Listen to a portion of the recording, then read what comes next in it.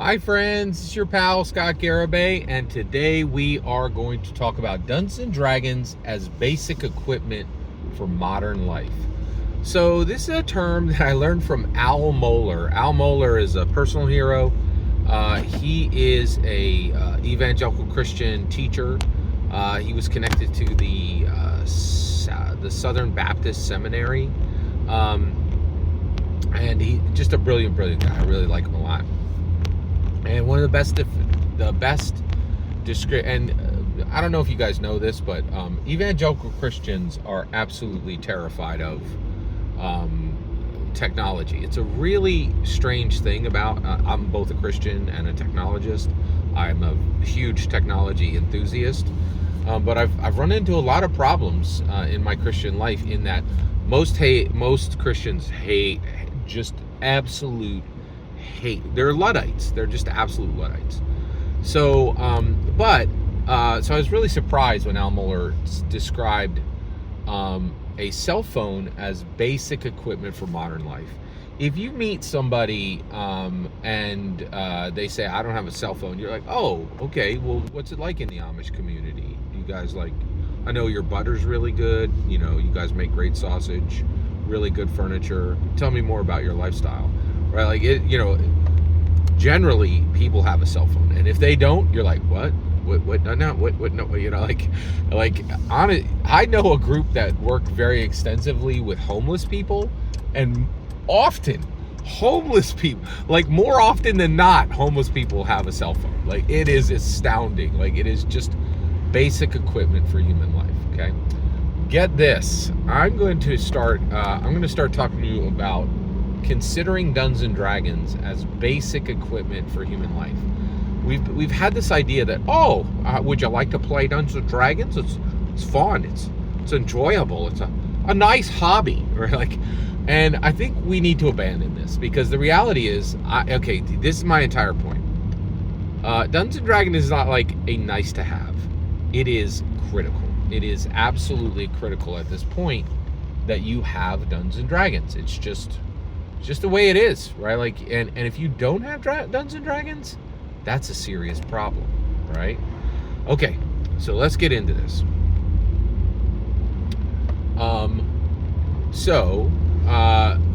So it would be a very serious problem, right? So you're like, wait a second, how would it be a problem to not have Dungeons and Dragons, to not either be a Dragon Master or a Dungeon Master, right? Well, I think increasingly it's extremely difficult, if not impossible, to understand our world without Dungeons and Dragons. It's very, very difficult, right? And so here we go. I'll explain. So let me give you just one element of modern life that demands you have experience with Dungeons and Dragons. Okay, AI. Here we go. AI? What are you talking about, AI? Yeah, AI. It's definitely a thing. So AI is emerging, and it is, and one of the first things it did was people didn't know, people like, I read this novel, and then somebody else will say, well, was it written by a human? And they're like, what do you mean, was it written by a human? Well, a lot of AIs are written by, a lot of novels are written by AIs now. You don't have to be a human to write a novel, right? And they're like, what? And sometimes you could tell the difference, right?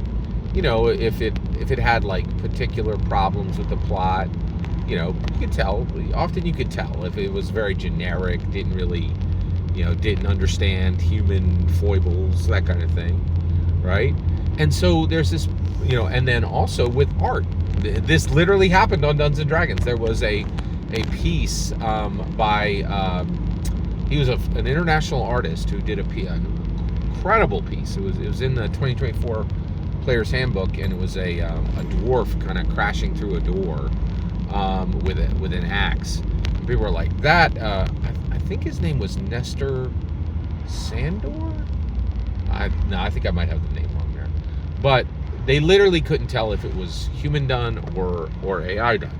So one of the things is, we now live in a world where artistic expression is no longer the purview of just human beings. There are AIs that are emerging as powerful, unique and valuable artists, right? But that's confusing. That's outrageously confusing for people. You're like, wait, what? I can't tell what's real and what's not real, right? And this is the point, right? So if we're in a world where increasingly it's confusing what's real and what's not real, well, Dungeons & Dragons massively helps with this, right? So Dungeons & Dragons has been blending the real with the unreal since 1983, right? Like, so when did this start? Well, in 1974, Gary Gygax was like, hey, you can go live in another world, right? And then, like, in 1982, actually, about as early as 1980, people were like, wait a second, aren't people going to get confused between the fantasy world and the real world? And what was really fascinating was Gary Gygax was like, yes, you should absolutely become confused. And you should absolutely intermix your real world and your fantasy world. So what happened is, from 1980 to 1983, there were mothers all over. They literally formed a group. It's called MAD, Mothers Against Dungeons & Dragons. And they're like, we don't think people are going to be able to tell the real world from the fake world. So, so we want to stop Dungeons & Dragons, Mothers Against Dungeons & Dragons, right? And Gary Gygax's answer to that was like, we'll mix them, right? So you're worried that your kids will be trapped in the world of Dungeons & Dragons and won't be able to know how to make their way out. Why don't I make a Saturday morning cartoon about that? And then you could be terrified as your kids watch exactly what your nightmare is, right? And he was like, we should blend the real and the unreal, right? And it was like, it was profound. It was, and so Dungeons & Dragons has been going down this road where they've been mixing fantasy and reality since 1983, powerfully, in ways that are shocking, terrifying, and here's the kicker, helpful, right? And I've incredibly benefit from this in that I don't have to live on one world. I've seen the sunrise on 30 worlds. My heart beats on 30 worlds, right? I'm not just locked to one identity on one world, right?